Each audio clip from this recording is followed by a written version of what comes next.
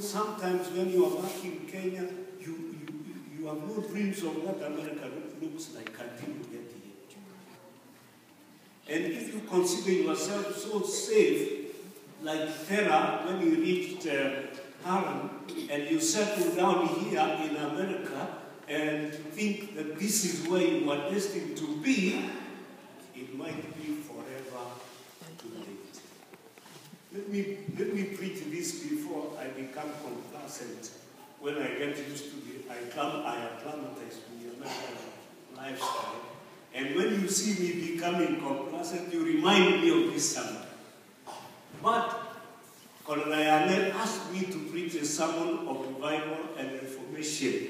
And so I have approached it from that angle by finding what the gospel is. The gospel is, and the gospel is the good news of salvation, which is God's solution to every human predicament. Get these words properly. It is not your education. It is not your much money. It is not your family. It is not the fact that we are in America that is a solution to the human predicament. Listen to these words which were spoken by the prophet of this church. Who knows who the prophet of this church is? Ellen G. White. She said this: a great work is to be accomplished. I am happy that I'm talking to very intellectual people. But besides that, my greatest joy is that the Holy Spirit is here to push this message into your heart and to convict you so that you can come to a realization that we are destined for something greater than we dream most of the times. And so I'm pleading with you. Pay attention. Listen. A great work is to be accomplished in setting before men the saving truths of the gospel. What kind of work? What kind of work? A great work. That great work is the work of setting before men the truths, the saving truths of the gospel. Now listen to the next sentence. This is the means ordained of God. This is the method which God has ordained to stamp down the moral corruption.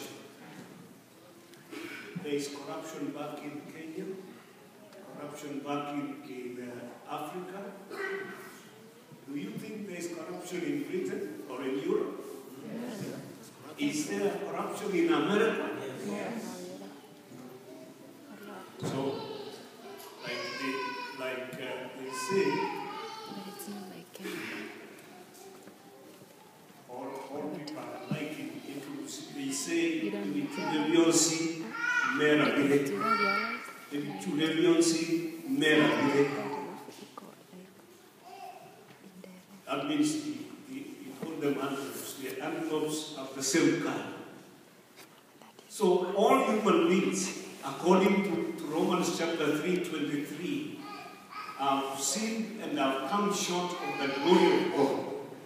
So we have a common denominator in this simple fact that we are all sinners. And if we are all sinners, we need a Savior. And we are sinners 100%. Let me warn those of us who are already baptized and in the church. When you got baptized, let no one cheat you that when you got baptized, your human nature changed. It never changed. Yes.